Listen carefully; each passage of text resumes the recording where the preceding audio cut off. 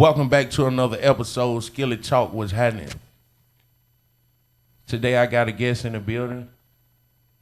What's going on, man? No, I'm just chilling, man. I appreciate you having me on the show. Let these folks know who you is and what you got going on. I go by Vigilante in the industry. My close friends know me as Real Marcus. Okay. And you said Real Marcus? Remarcus. Remarcus. Remarcus. Okay. Mm-hmm. All right, tell them what you do. Man, it's a conglomerate of a bunch of things. I'm going to just go chronologically. Okay. So back in 2010, it started with the music. That's when I moved from Michigan. I was born in Flint, raised in Ben Harbor, and then I moved here in 2010.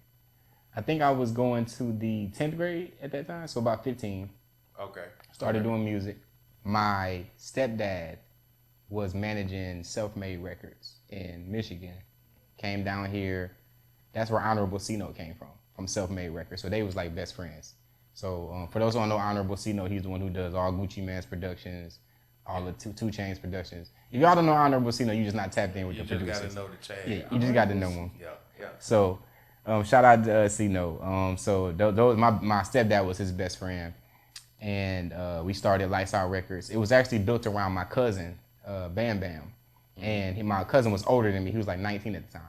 Okay. So the group that we had was kind of like, I was like Wayne and he was like Juvie, if you know the Hot Boys. Yeah. So it was surrounded for him to be successful. Mm-hmm. And then stuff just kind of fell apart. And then I kind of emerged into Wayne. Okay. So tell them where you from. From Michigan. You from Michigan? From Michigan. And how long have you been in Atlanta? Since 2010. Okay. Oh shit, that's about 13 about years. 13 years. You like it up here? Man, this is home. So what do you work on when you up here? Like far as like what with the features and Like music wise? Yeah. The musically, the way that I always crafted my career was different. Mm-hmm. I was always more of a soundtrack artist than I was a club artist, streams artist. This is one thing that they need to teach in Music 101. Yeah. When you first come out, what type of artist do you want to be? Do you want to be like a black youngster where you just everywhere being wild? Or do you want to be like a Adele where you go away for 8 years, put out a single, then go away for another 13? Yeah. What type of artist do you want to be? Yeah. And that'll make people stop wasting money on bullshit. Can I curse? Yeah. Okay. And stop wasting money on bullshit. On this one. Yeah, go ahead. And actually navigate their career better. People will stop being underground for 17 years. Yeah. And they'll actually emerge because they'll have a whole lane that they created. Yeah. So once I started acting, when I started getting lead roles, then I had that leverage, kind of like Rotimi, Dre from Power, for those who don't know. Yeah. He always been an actor. But when y'all hear Written and Meeting in My Bed and all that, that's after he has the leverage from acting to then get a Wale feature. Yeah. And then emerge to mainstream radio. Because now it's like, if 107 don't interview, how you not going to interview me? I'm Dre from Power. Yeah. And while we here, I got this song, by the way. Yeah. So when you learn how to leverage all of your pieces, then you become a better chess player. Yeah. And that's what I did. I leveraged it. And then when I would come back to like film with Netflix, I would be like the biggest actor that's on the show. So then you need original music in everything that you do. So then when I'm doing instrumentals, it's just for the fill-ins. And then I have original music that is for the other stuff. Okay. So far as soundtracks, what are some music that you put out? Far as like soundtracks, are you on any albums or movies? Or is your music in movies or what?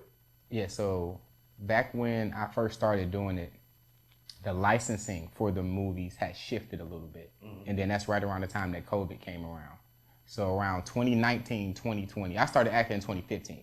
So around I became a big actor around 2018. So around 2019, 2020, that's when the acting industry crashed completely because of COVID. Okay. So then licensing for movies and stuff like that, it all diminished because there was no money in acting anymore because producers couldn't make money. And if they can't make money for the stuff that they put in, nobody else is gonna make money. Yeah. So everything that I had coming out, what is that animation film with all black? Is it Soul? Is that what it's called? Soul. All black. All black cast. I think it's called Soul, where they were like blue characters, and I thought you were talking about the PJ. Is that another one? Yeah, the PJs is like a it was like a 2D cartoon. Oh, you talking about the older one? Yeah. Okay, Yeah, okay. yeah. There But was I think I know what you're talking about when you say they were blue. yeah, I think Yeah. it's on Disney Plus because Okay. I had a animation film coming out called The Littlest Giant, and it was actually produced and done by somebody that was at the Art Institute of Technology, who was just a fan. Okay. They reached out to me and didn't think that I was going to do it because of all of the other stuff I was doing. I had just came off of Homicide Hunter and For My Man, and I did a campaign with Zaxby. So she was like, "He ain't no way he gonna do it." And I was like, "Of course I'm gonna do it." Yeah. So I did it, and then my album Flawless Victory. That's why I got the Flawless Victory tattoos on my arms. Was going to premiere when the movie came out. So the same thing that Beyonce did with The Lion King is the same thing I was going to do with The Littlest Giant. Yeah. The same thing that Wiz Khalifa and Charlie Puth did with Fast and Furious is the same thing I was going to do there. So that got put on ice because COVID came.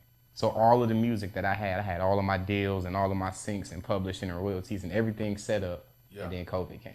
Yeah, I'm not gonna talk about COVID because people, my audience, they about tired of me talking about COVID. Talking about COVID? Yeah. Oh, you got your own conspiracy theories and stuff? No, I just feel like COVID fucked a lot of people's minds up. But we're gonna, cause I know my folks, man.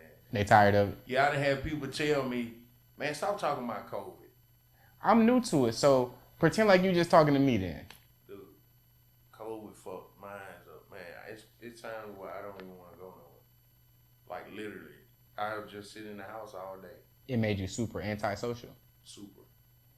In a way to where it's more like on a germ wave, or more like a mental, like this is myself mentally so far from people.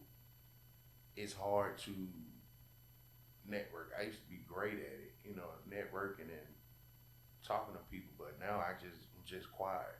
Like I can just sit in a room, you ain't even know I'm in it. Oh, okay, I see what you're saying. It turns you into a super introvert. Yeah, and drink, I can sit in a room and drink, and you wouldn't even know I'm in it. No, I feel that. I think that probably made you start moving better when you think about it. So. You don't think so? No. Why not?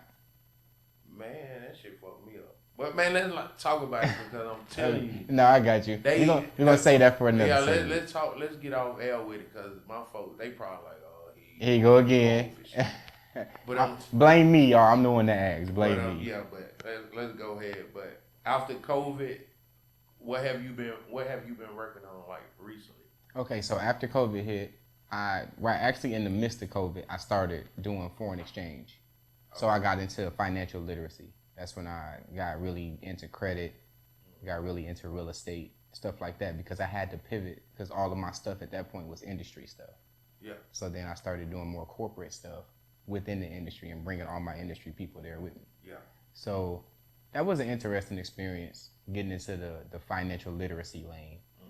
It was very cutthroat. Yeah.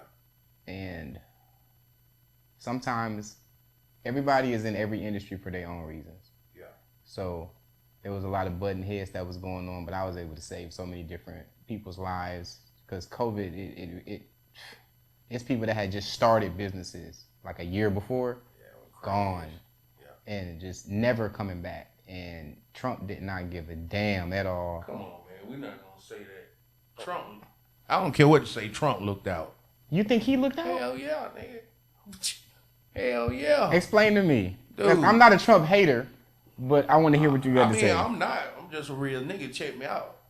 Talk to me. It's okay. Some people's bringing home $800 a week. Mm-hmm. That don't bring home $800 a week. Mm-hmm. Giving stimulus checks. He to me, he took from what I thought it was gonna be to what it was. Mm-hmm. It wasn't like that. Even with businesses made, especially the businesses that were still in business throughout it, because they got the COVID relief money. Yeah. Like with restaurants, they didn't get that money, but like when you got big places like construction sites and things like that, where these people still working, yeah, and the companies they're getting money on the back end to continue to pay them employees, plus the money from when if an employee catch COVID, they would pay them more money for that. Okay. You know what I'm saying? Let me give you this added perspective right here. As black people, we're used to getting nothing. We're used to being nothing. We're used to being at the bottom of the barrel. Okay. So to a person that already had a good job before COVID hit, the money was an insult. Yes. So we're black, so we'll never feel we will never feel that way. We will always feel like any crumb that we get is a full slice of cake. Yes, sir. So I'm with you because when COVID hit, I was dating somebody and I ended up dating her for 4 years. It was like our 3rd year dating each other. And I told her, do not get an apartment. And she got the apartment. And she was working at Studio Movie Grill. Because remember I told you I was getting financial literacy and I was about to buy my first house at that time. Yeah. So she got the apartment. She was working at Studio Movie Grill. Was watching free movies and eating the whole menu per movie. So it was a good hookup that we had. But that was her only stream of income. And when COVID hit, it was gone. And that movie theater ended up shutting down. So she went from making maybe $500-$600 a week to $2,000 a week because of COVID. And for her, that was cool. Hold on, say those numbers again. She went from making like $400 or $500 a week to like $2,000. So 4 and 5 was before COVID. Before COVID. That's just working a job. Working a job. So she went in COVID. She's making about $2,000 a week now. A week now, yeah. Now this is dude. That's some fucking money. No, that's money to us. That's not money. Yeah, that's money to us. Hold up. I want to reestablish that. I ain't no broke nigga now. No, I got a few dollars. But I got a few dollars now. Come on, bro. $2,000 a week. No, that's bro. That's $8,000 a month for a person who was making $2,000 a month. $2,000. So basically, she went from $2,000 a month to $8,000 a month. Okay, yeah. Go ahead. Yeah, that ain't really no money, bro. Man. Yeah, that's not money. Now, now I'm gonna say this. If I look at it on a different note, I understand what you're saying, but I don't understand what you're saying. No, I get it. I get it that it's more money, but I want you to also look at this perspective right here. And even though it's not Trump's fault that this happened, Trump was a month and a half, 2 months late with giving us this money. True. And when you are a month and a half, 2 months late with grown people that have car notes, mortgage, rent, phone bill, gas bill, light bill, clothing, kids, other stuff, by the time that you get the money, it's gone. And so as black people, we mostly don't have financial literacy in our family. So all you do is become a glorified middleman. Yeah. So if you give me this money and you know that I'm gonna spend this money on this, all that happens is that I just become a funnel. Yeah. You give me the money goes back out. You give me the money goes back out. Now that I'm a financial, well, at that time I was too, but being a financial expert myself, I know that you can take that money and you can start a secured credit line and keep on putting $2,000 and keep adding it to that, because the money is just collateral for you to get more money. But for her, who was 19 at the time, that's why I say I totally understand what you're saying. But to a normal person, guy, that's like, why the fuck would I put this money in that? Me, I'm looking at long term. Right. If I would have did that in 2020, and it's 23 right now, I'm super straight. Super up. Yeah, you know what I'm saying? I'm with you on that part. But we don't look at that shit when it's right there. We only look at what we can get right now instead of what we can plan out for, bro. And also what was taken from us. Yeah, because a lot of us not gonna leave our houses and shit to our kids. The people whose jobs are taken from them, it wasn't voluntarily. Yeah. He snatched their shit from them. Yeah. So you deserve to pay me on time. Yeah. If I tell you I want all of this equipment in here, I can't just take it. Yeah. I gotta ask you for it. Yeah. And then when I do ask you for it, I gotta tell you how I'm gonna give you some more. Yeah. Yeah. So essentially he stole from us. Yeah. Now I'm not saying he's a bad person. I could care less about him. I'm good.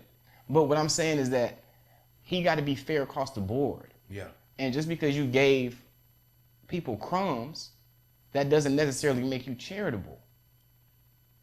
Okay. Let's pivot a little bit here, and we kind of on the same note, but I want you to talk about how it is with being a CEO. Oh, okay, I got you. Being a boss, because maybe we can take from that. Yeah, and then we make can that put come some full sauce, circle. Yeah, and it can, it can make sense. So tell me, I'm gonna give you one better. Right after this, the first time I heard of Stacey Abrams, my mom drugged me out of bed and made me go vote for her. Didn't even say why.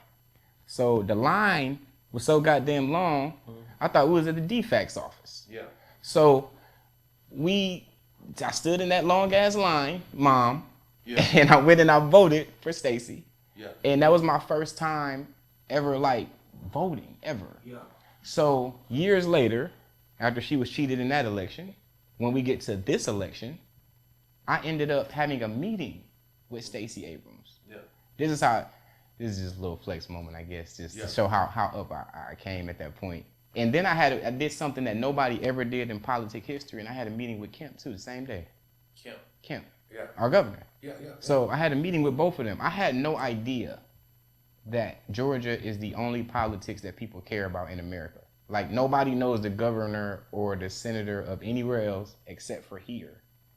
And so when I did that, I was the only person in the world that had a picture with Kemp and Stacey on his page. It's never happened in politic history. Had a meeting with both of them same day, and we talked about the future of Georgia. And I didn't vote that year because I felt that both of them had great ideas. And you know what I asked both of them? I said, what do you like about Stacey?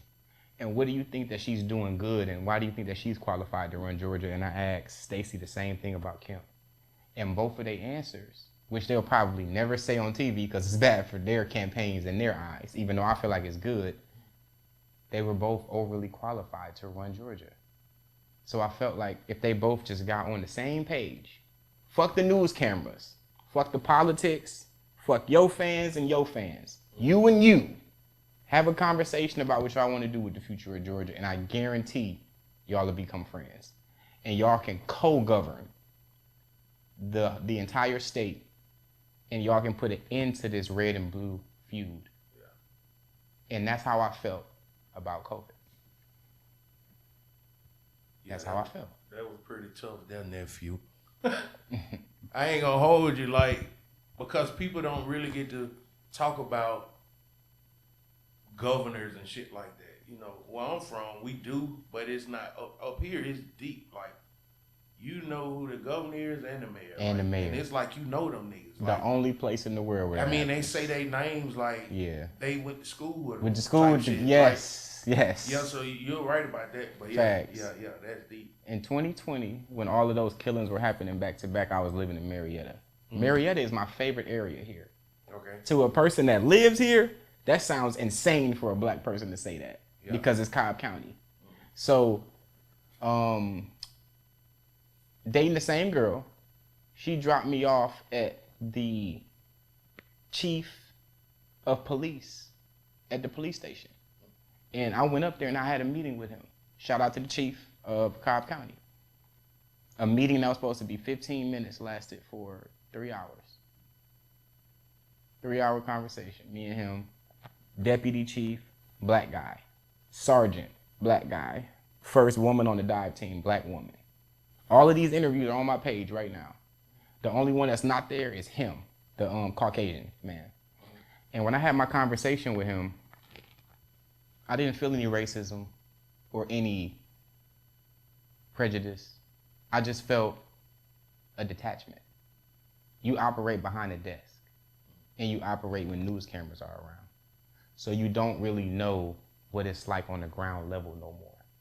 You don't know what's going on. The only thing that comes to you is what comes across your desk. Yeah. And you feel like whatever comes across your desk is just strictly police work. Yeah. So you don't see it from a human aspect anymore. Yeah. And when I had the other black people in the room with me, they were no longer officers while I was in there talking to him. They were black people now. Yeah. And so the energy in the room was all of us trying to get on one accord, but all of us differentiating what's the difference between police work and police brutality. Justice and injustice. Was this person wrongfully killed, or was the police officer just having a bad day?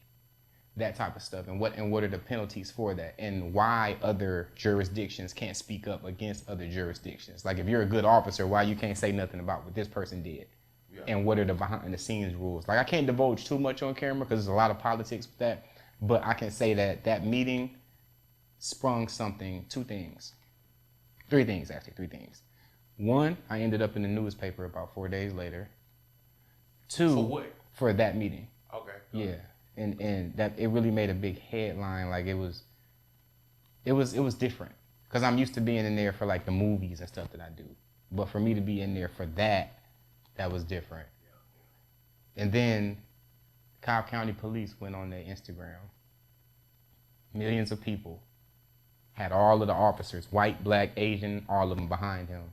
Chief, same person I had the meeting with, got in the front of him and said, "We will not stand for any racism, police brutality, anything. None of that. We're not doing it. If you are caught doing it, you will be suspended with no pension. You will be fired. You will be terminated." And that whole post just went viral.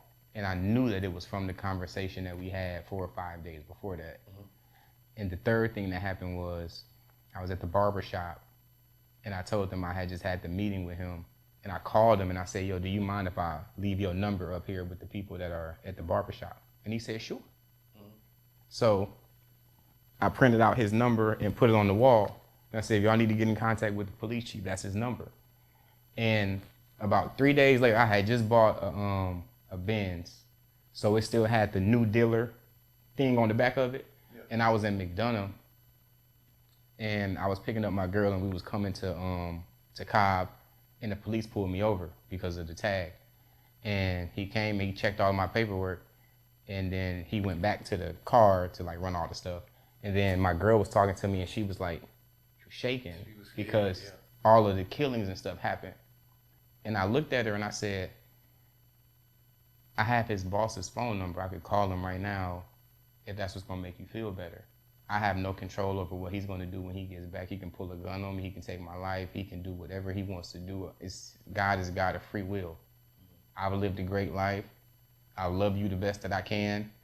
I really can't do anything about what's about to happen. I can't pull off. I know that's probably your suggestion, but I can't do that because I'm gonna get in more trouble, and I'm not in no trouble right now." And what I was saying wasn't necessarily making her feel better, but it was the real. I've done the best that I can do. I've tapped in with the right people, and I haven't done anything, committed any crimes. I've become a clean public figure so that moments like this, we don't have no stress. And he came back, he gave me my license. He said, "Hey, this is a nice car, man, enjoy." Tapped it twice and was on his way. So basically he was fucking with you because of your car. I don't know what the reasoning was. I don't necessarily want to put that on him. I don't know what he pulled me over for, but as long as nothing happened, no harm, no foul. Yeah. I'm cool. Okay. It's kind of tough to kind of swing from that one. Cause like I don't even know. I want to ask you some more stuff. Yeah, talk to me. Like I want to ask you about the dating and being talk to me. Being an influencer, but we should have saved that one for last. Oh, that part I just said. I suppose it's been like, man, that was some good shit, man. Make sure you subscribe. You know what I'm saying? Like we should have been. Still do it. Make sure y'all subscribe, man. Big dog. That was tough. I know y'all love this information. I try to.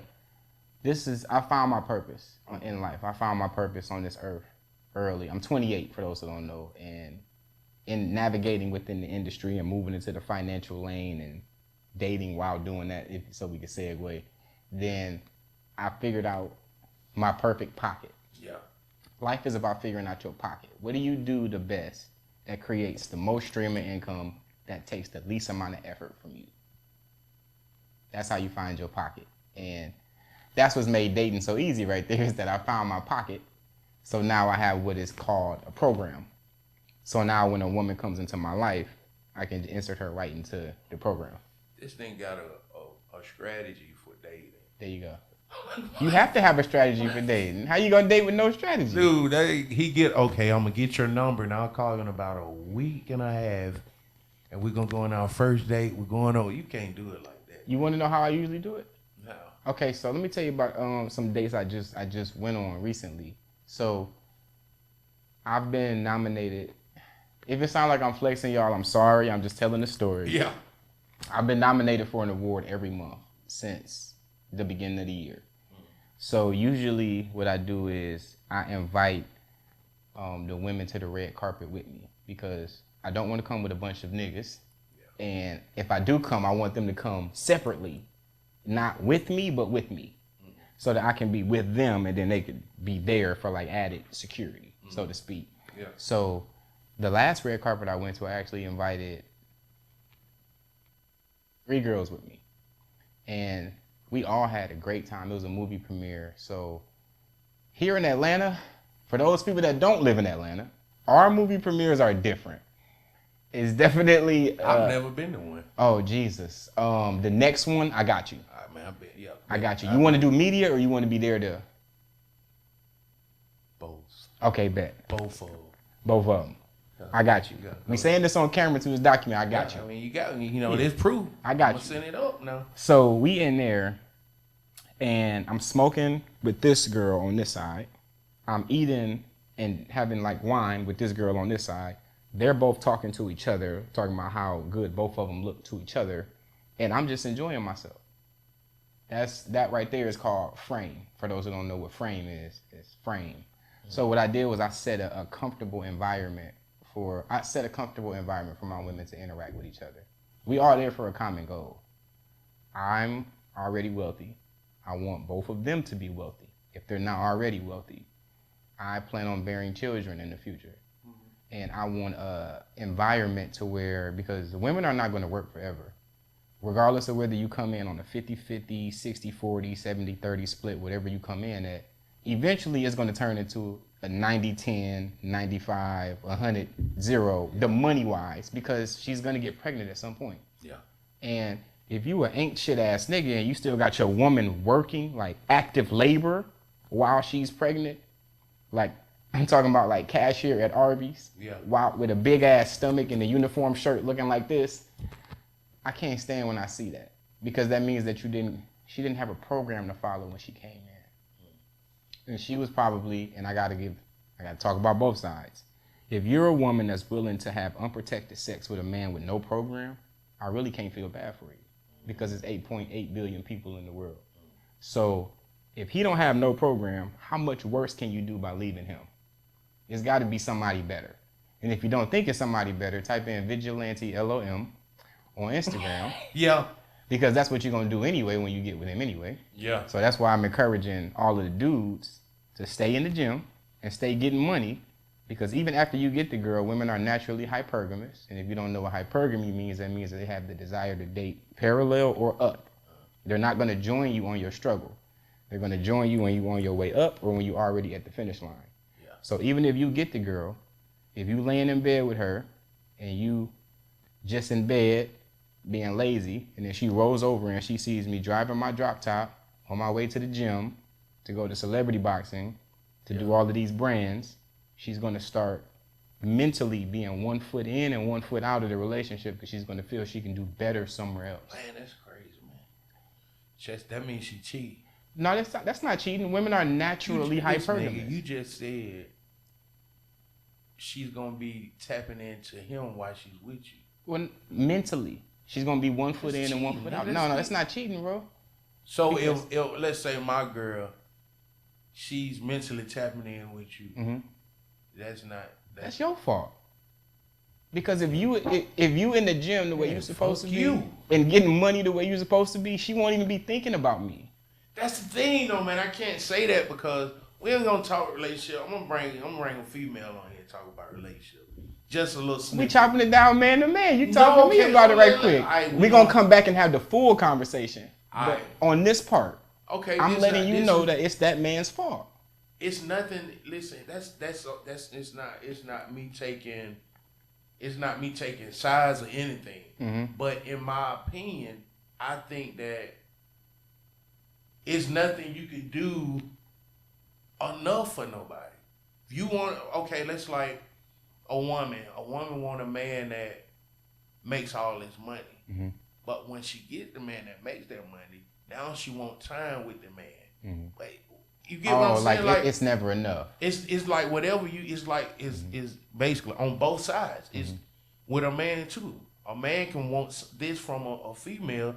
I want a thick ass girl with a big fat ass, but can't handle the other hounds that want a girl with a big fat ass. Yeah, I feel what you're saying. You see what I'm saying? Okay. So it's like it's kind of on a swap of damn if you do, damn if you don't type shit. Now let's talk math. There's 8.8 billion people in the world, right? So that means that there are a variety of females for you to work with. So you may not be able to please girl 1, 2, 3, 4, and 5 the way that you want to. But as long as you have frame, you making money, you have a program, you staying healthy, 6, 7, 8, 9, 10, 11, and 12 is going to be there.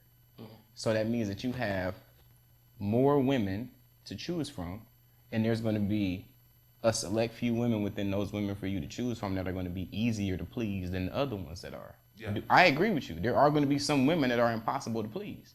Yeah. They don't have to be on your program. Send them back to where they need to get sent to. Yeah. That has nothing to do with you, and that's a flaw that we have as men, is that we hold ourselves accountable for what another person is not pleasured in. Okay. That has nothing to do with us. Okay. I don't give a damn who like this watch or not. This is on my wrist. Yeah. So if another girl don't like it, fuck her. Yeah. You know who do like it? Yeah. Another one. Yeah. That look better than her. Yes, sir. She like it.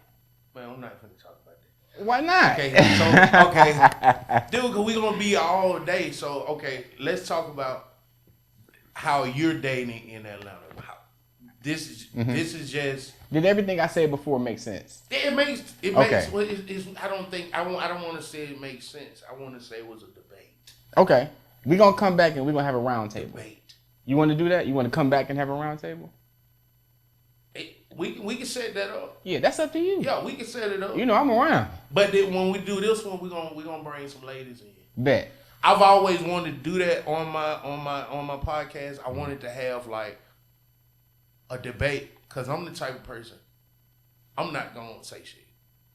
I'm gonna come on, like when we do that, I'm gonna be talking, but I ain't gonna be talking. You're gonna be more of a fly on the wall. You're gonna be more facilitated. Because I'm learning. You know that when I was doing Wifeable podcast, we had 2 round tables to where I had 15 women. That's actually how I got into doing the podcast over there. My man DJ Money now, he offered me to take over his podcast, Wifeable podcast. And Wifeable? Wifeable. Like a wife? Yeah, wife. Okay, and I asked him, did he have a salary for me? And he said no. I said, okay, we're gonna put that idea on ice. I'm doing this, just give me a second. And then my guy Jay from No Lie Wristbands. White wristband means that you're single. Blue means you're in a relationship. No, it's the other way around. White means you're in a relationship. Blue means you're single. Green means that you're dedicated to the gym. And he asked me to be the face of his company. I asked him, did he have a salary for me? He said no. I said, okay, let's put a pin in that. I'm doing this. I got you though. So I kept both of those ideas in the back of my mind. Jay's wife has a casting company. I said, Jay, if you holler at your wife and you bring me 20 women to the studio, I'll get with DJ Money now and we'll do a round table. And I'll put it all together for all of y'all. And I'll do one free thing for y'all. And that's going to be the thing that I do. So he brought me 20 women and we did a round table. Yeah. And I had a conversation with all 20 of those women. I let them know what they was doing wrong in the dating market and how they could improve. You told them what they was doing wrong? Yeah. Go ahead. I'm just listening. No, I got you. I got you. So how did they take that? Different people took it different ways. Yeah, I'm pretty sure of that. Everybody has a different upbringing. Some people have never, like when I talk to people and I talk to women, I ask them in the middle of our conversation, is this the first time that you ever heard somebody talk like this? And they always say yes. Or they say the only other person that did it passed. And they talking about Kev, and I'm like, yeah, I'm Kev's grandson. Who is Kevin Simmons? Oh, and you act like that's your granddaddy. That's my granddaddy. Yeah. I get it. I understand what he was doing. No, that's not my Kim for real. No, come on. That's not my you Kim. Just flexing out. No, that's not my Kim. You out of control. But that's when he passed away, they wanted me to fill that void. And I told them that I don't want, because of the other stuff that I'm doing, like with politics and the movies and all that, I don't want my legacy to be known the same way his legacy was. But I will take moments where I'm needed in the space to be able to give the insight. Because women respect successful, masculine men. Yeah. When feminine, regular men get on camera and talk about I want this, I want that, yeah. that's always gonna fall on deaf ears. Yeah. But what about let's wrap it up, but let's talk about the influencing side of it. Oh, the influencer side. Okay. Yeah. All right. So, that's a big bag to get into. Yeah. When I first started influencing, it's always really been from the beginning, but the first time that I got like my big break in influencing was after I did Investigation Discovery. That's when MLO shoes, the shoes I got on now, that's when they hit me up. Okay. And they offered me a salary to promote their shoes. And they sent me a certain amount of shoes, and I gave them 100% of the proceeds. And then it was just pay, promo, sales, pay, promo, sales. So it was like a basic contract that we had. Okay. And then I've always known that content was gonna override sales. Man, I say that all the time, dude. Content is everything. Content is everything. Yes. And once I started noticing, like, when the Reels bonus came around, I started getting paid just to post. Now, mind you, years before that, when I started the independent media tour, back when 107, V103, and Streets wouldn't interview me, then when people started doing their podcasts, like spotty, like it would just be just like a few podcasts around. Yeah. I would take the celebrity I already had at that time, and I would give other people the opportunity to interview me, because the energy is not with the station, the energy is with the celebrities. If they say that we're not going back there, you go bankrupt. This person becomes the new star. I'm telling you, dude, and that's what they don't realize. A lot of big people are going towards the smaller creators. Creators, there you go. Which is genius, but I don't like it because I feel like, they fucking up our world type shit. Who's they? Like what's Wake Your Ass Up. What's the radio station? The Breakfast Club. Yeah, like with them. Mm-hmm. If you look at them, dude, they going out of a lot of content creators, influencers, and things like that. It's like, but they wasn't doing that. They had big artists on their shit when they and now they got, I don't know. That's just my opinion. You feel like that the people that they have on the show now are not putting in enough work to be on platforms that big? Or? No, I think that what they're doing is they're trying to connect more with regular people, and it's smart. But I hate when they do that. Why do you hate it? That's just like I hate when somebody that's very famous start a podcast.